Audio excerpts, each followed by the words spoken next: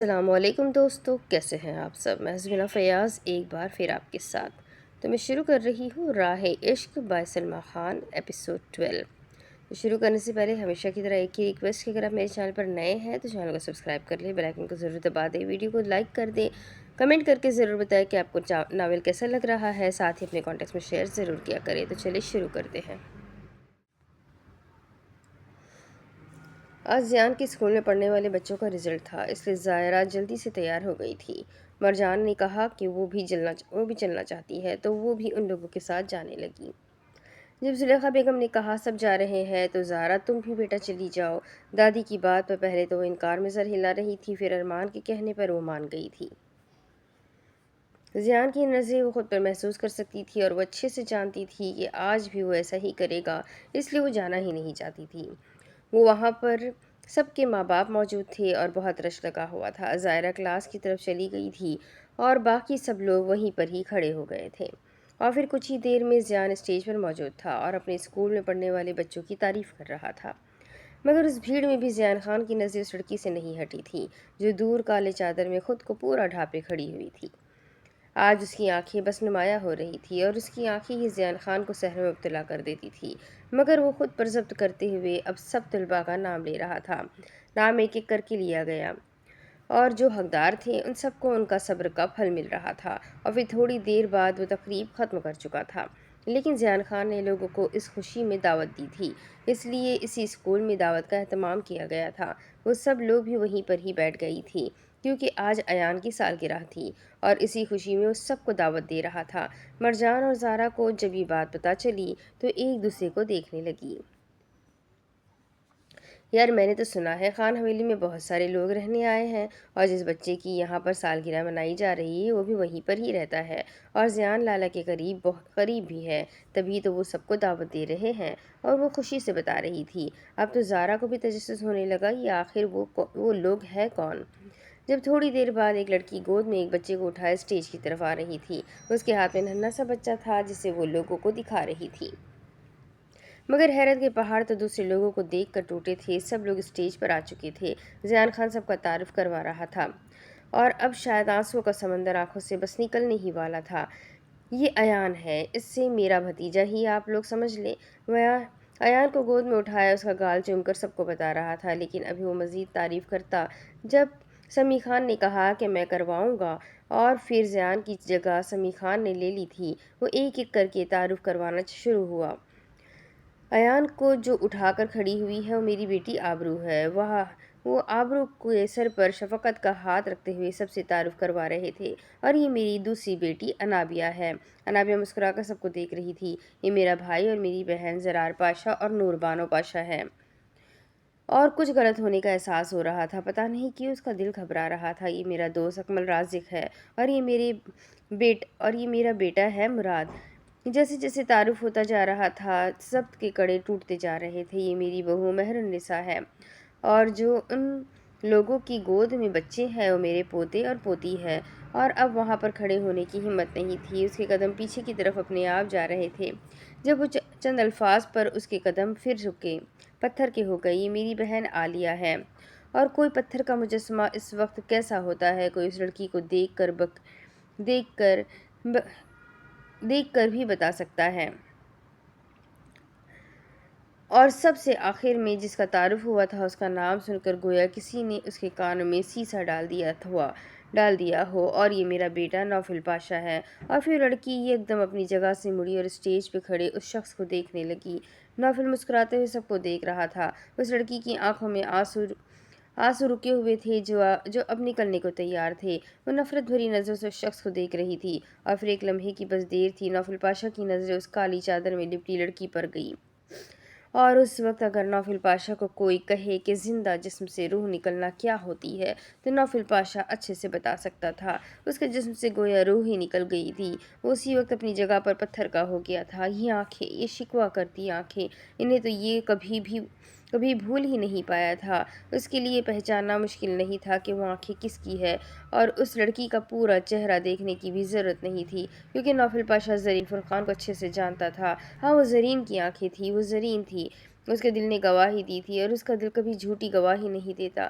وہ اسٹیج سے بھاگنے والے انداز میں اترا تھا اور بھیڑ کو چیرتے ہوئے اس لڑکی کی طرف جانے کی کوشش کر رہا تھا۔ اسٹیج پہ کھڑے سب لوگوں نے یہ منظر دیکھا تھا اور سب لوگ سمجھ نہیں پا رہے تھے کہ وہ نوفل کو ایک دم ہو کیا گیا ہے۔ جب تک وہ اس جگہ پر پہنچا تھا وہ لڑکی وہاں سے غائب تھی۔ وہ اس لڑکی کے بارے میں پوچھ رہا تھا مگر کسی کو سمجھ ہی نہیں آ رہا تھا کہ وہ کیا کہنا چاہ رہا ہے۔ زیان خان نے جب تھوڑی حالت خراب ہوتی ہوئی دیکھی تو سب سے معذرت کرتے ہوئے سب کو حویلی لے جانے لگا۔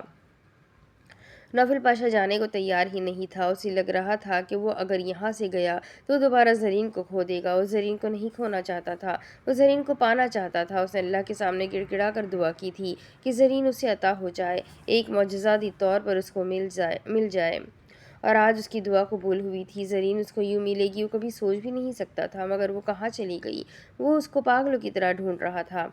مرجان نے یہ منظر اچھے سے دیکھا تھا اور وہ اچھے سے جانتی تھی کہ نوفل کس کے بارے میں پوچھ رہا ہے، لیکن اس وقت اسے اس لڑکی کے پیچھے جانا تھا۔ وہ اس کے پیچھے چلی گئی۔ زارا بات سنو، زارا رک جاؤ، زارا تم سنو گی میری بات؟ وہ اس کے پیچھے بھاگتی ہوئی جا رہی تھی مگر زارا اپنے آنسو صاف کرتے ہوئے بغیر پیچھے مڑے بس اپنے گھر کی جانب جا رہی تھی۔ ارمان اور زائرہ بھی گھر پہنچ چکے تھے۔ وہ جب گھر میں داخل ہوئی تو سامنے ہی زلیخا بیگم چارپائی پر بیٹھی ہوئی تھی۔ وہ بھاگتی ہوئی آئی اور ان کے گلے لگ گئی۔ زلیخا بیگم کا دل باہر آنے کو ہو گیا۔ کیا ہوا ہے میرا بچہ؟ کسی نے کچھ کہا ہے؟ اگر کسی نے کچھ کہا ہے تو مجھے بتاؤ، میں جا کے اس کو سیدھا کرتی ہوں۔ وہ پریشان ہو کر اس سے پوچھ رہی تھی کیونکہ وہ بری طریقے سے رو رہی تھی۔ وہ تینوں بھی اس کے رونے کی وجہ نہیں سمجھ پا رہے تھے۔ جب وہ سسکیوں کے درمیان بول رہی تھی، دادی اتنی مشکل سے میں نے اپنی زندگی ٹھیک کی تھی، وہ کیوں آ گیا ہے دوبارہ خراب کرنے کے لیے؟ اس نے میری زندگی خراب کر دی، مجھے کہیں پر منہ دکھانے کے قابل نہیں چھوڑا، میری عزت خراب کر دی، اور آج وہ دوبارہ اتنے سالوں بعد میرے سامنے کھڑا ہوا ہے اور میں کچھ بھی نہیں کر پا رہی۔ اور آپ جانتی ہے میری باپ نے مجھ سے جھوٹ بولا، انہوں نے کہا تھا سب مر گئے۔ دادی میں نے آج میری اماں کو دیکھا، آج میں نے میری ماں کو دیکھا، میں نے اپنی بہن کو دیکھا۔ آپ جانتی ہیں میری بہن کے 2 بچے ہیں۔ میں نے آج اپنے گھر والوں کو دیکھا، لیکن وہ شخص بھی وہاں پر موجود تھا جس نے مجھے برباد کر دیا مجھے۔ وہ بس ان کے گلے لگ کر روئی جا رہی تھی۔ ارمان آگے بڑھا اور اس کے سر پر عزت اور شفقت کا ہاتھ رکھنے لگا۔ زلیخا بیگم اس کو روتے ہوئے دیکھ رہی تھی۔ انہیں آج وہ دن یاد تھا جب انہیں پہلی بار زرین ملی تھی۔ کیا حالت تھی اس کی وہ بھول نہیں پا رہی تھی۔ بہت مشکل سے تو وہ لڑکی زندگی کی طرف لوٹی تھی۔ دوبارہ اس کو اس حال میں دیکھ کر ان سے رہا نہیں جا رہا تھا۔ ماضی، یا اللہ میرے، اس کے سر سے تو بہت خون بہہ رہا ہے، کیا کروں میں؟ بھائی ذرا مدد کر دینا، کوئی رکشہ تو رکوا دو، بچی کو ہاسپٹل لے کے جاؤ۔ زلیخا بیگم کراچی میں اپنے کسی رشتہ دار سے ملنے آئی تھی جب راستے میں گاڑی سے ٹکر لگنے کی وجہ سے ایک لڑکی سڑک پر پڑی ہوئی تھی۔ ان کا دل باہر کٹنے کو آ رہا تھا۔ وہ جلدی سے چند لوگوں کی مدد لے کر اسے ہاسپٹل لے کر گئی۔ ڈاکٹرز نے جب پوچھا کہ وہ آپ کی کیا لگتی ہے تو انہوں نے کہہ دیا پوتی ہے میری۔ ڈاکٹرز نے ان کی بات کا یقین کیا اور اس کا علاج کرنا شروع کیا۔ باہر وہ تسمیہ پڑھتے ہوئے بس اس لڑکی کی صحت کی دعا مانگ رہی تھی، اور پھر چند گھنٹوں بعد ڈاکٹر باہر آئے اور کہنے لگے کہ وہ ٹھیک ہے، تھوڑی دیر میں ہوش آ جائے گا۔ زلیخا بیگم نے سکون کا سانس لیا اور اسے دیکھنے کے لیے اندر گئی۔ وہ لڑکی دیکھنے میں کتنی پیاری اور معصوم لگ رہی تھی۔ اللہ پوچھے اس شخص کو پھول سی بچی کا کیا حال کر دیا۔ وہ ٹکر مارنے والے کو القابات سے نواز رہی تھی، مگر وہ سوچ بھی نہیں سکتی تھی جب اس لڑکی کو ہوش آئے گا پھر وہ کون سے رازوں سے پردہ ہٹائے گی۔ اور پھر کچھ دیر بعد اس کو ہوش آیا۔ اپنے سامنے ایک عورت کو ہاتھ میں تسبیح پکڑے دیکھ کر زرین پہلے تو سمجھ نہیں پا رہی تھی کہ وہ ہے کہاں۔ پھر اسے یاد آیا کہ وہ گاڑی کے سامنے آنا چاہتی تھی تاکہ اس دنیا سے وہ چلی جائے، مگر وہ ہاسپٹل میں کیا کر رہی تھی؟ کیا وہ بچ گئی تھی؟ کیا اس کی آزمائش ابھی باقی تھی؟ وہ حرام موت نہیں مرنا چاہتی تھی، مگر اس دنیا نے اسے بہت تکلیفیں دی تھی۔ وہ روڈ کے بیچوں بیچ چل رہی تھی، اگر کوئی گاڑی لگ جاتی تو وہ مر جاتی اور اس کی مصیبتیں ختم ہو جاتی، مگر اس وقت اس کا دماغ پوری طریقے سے مفلوج ہو چکا تھا، کیونکہ وہ جو یہ کر رہی تھی یہ بھی ایک حرام موت ہی تھی، مگر اس وقت اسے کچھ نہیں سمجھ آ رہا تھا۔ ڈاکٹرز نے اسے گھر جانے کا کہہ دیا، مگر وہ کہاں جاتی؟ اس کا تو کوئی گھر ہی نہیں تھا۔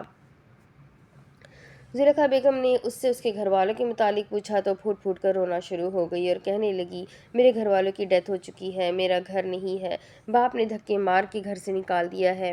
اور اس کی یہ حالت دیکھ کر زلیخا بیگم اسے گلے لگا کر چپ کروا رہی تھی۔ ان کو شروع سے ہی لوگوں کی پہچان تھی اور وہ یہ پہچان سکتی تھی کہ یہ لڑکی سچی ہے۔ اگر کوئی فراڈ ہوتی تو وہ کبھی اسے یوں گلے لگا کر اس کی مدد نہ کرتی، مگر وہ لڑکی دل کی سچی تھی، اس لیے زلیخا بیگم نے اسے کہا کہ تم میرے ساتھ میرے گھر چلو۔ پہلے تو وہ نفی میں سر ہلاتی رہی، پھر جب انہوں نے اسے سمجھایا کہ تم جو کر رہی تھی وہ بھی غلط تھا، تمہیں کیا لگتا ہے اللہ تمہیں معاف کرتا؟ اگر تم مر جاتی تو اللہ کو کیا منہ دکھاتی؟ اور اس وقت زرین کو سمجھ آ رہا تھا کہ اس نے غلط کیا تھا، مگر اس نے زلیخا بیگم کو کہہ دیا تھا میرا ماضی بہت دردناک ہے، میں اپنی شناخت کے ساتھ کہیں نہیں جاؤں گی۔ تو اس وقت زلیخا بیگم نے اس کا نام زرین سے زارا کر دیا تھا اور انہوں نے کہہ دیا تھا کہ تم وہاں پر چلو گی، وہاں پر میرا پوتا اور پوتی بھی رہتے ہیں، تم چلو، میں کہوں گی تم میرے رشتہ دار کی بیٹی ہو اور رشتہ دار کسی حادثے میں انتقال کر گئے ہیں، اس لیے تم بے سہارا تھی اور میں تمہیں اپنے ساتھ لے آئی۔ زلیخا بیگم نے اسے سب کچھ سمجھا دیا اور وہ بھی دل پر پتھر رکھتے ہوئے ان کے ساتھ جانے لگی۔ اسے سمجھ نہیں آ رہا تھا کہ زندگی اسے کس طرف لے کے جا رہی ہے۔ وہ تو سوچ بھی نہیں سکتی تھی کہ وہ ایک عورت کے ساتھ اس کے گھر اس کی پوتی بن کے رہے گی، لیکن قسمت کو یہی منظور تھا۔ شروع میں تو وہ ارمان اور مرجان سے تھوڑا سنبھل کر ہی بات کرتی تھی، مگر جیسے جیسے وقت گزرتا گیا ان سب کی آپس میں بہت اچھی بننے لگی۔ مرجان ارمان دونوں سے بالکل بہن سمجھتے ہوئے ارمان دونوں اسے بالکل بہن سمجھتے تھے اور وہ بھی ان دونوں کو بہن بھائی، لیکن اس کے اندر کا جو غم تھا وہ اندر ہی تھا۔ وہ اکثر نماز پڑھتے ہوئے پھوٹ پھوٹ کر رونا شروع کر دیتی تھی اور اس وقت زلیخا بیگم اسے سنبھال لیتی تھی، اور پھر ایک دن زرین نے اپنے اوپر بیتنے والا ہر ظلم، ہر قیامت انہیں بتا دی تھی۔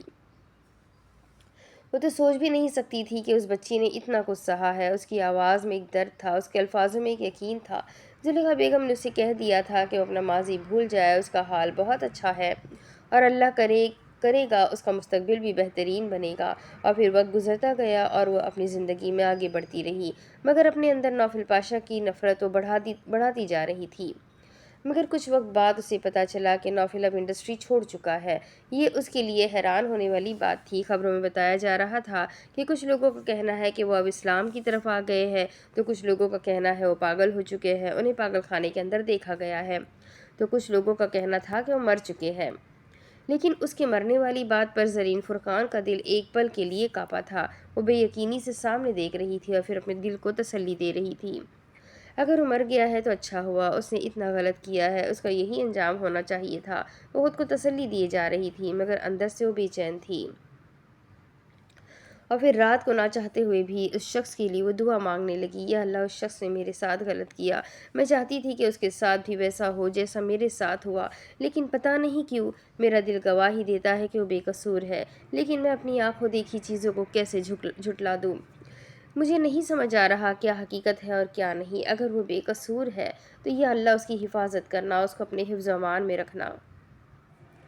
اور پھر نوفل پاشا زرین فرقان کی دعاؤں کا حصہ بن گیا۔ زرین کا دل کبھی بھی جھوٹی گواہی نہیں دیتا تھا، مگر جب بھی وہ دعا مانگتی تھی اور اس کی نظروں کے سامنے اپنے باپ کی باتیں آ جاتی تھی، اس کا خاندان صرف اس شخص کی وجہ سے مر گیا، مگر پھر چند لمحوں بعد وہ سب کچھ بھول کر اس کے لیے دعا کیا کرتی تھی۔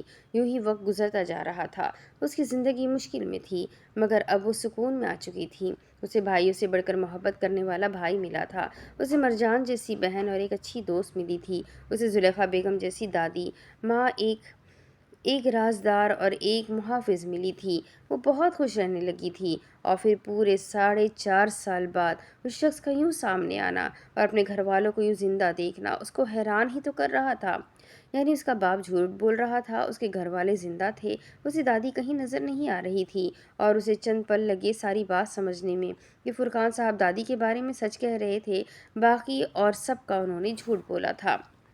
مگر پھر بھی ماضی اس کے سامنے دوبارہ آ گیا تھا اور وہ بس روئے جا رہی تھی۔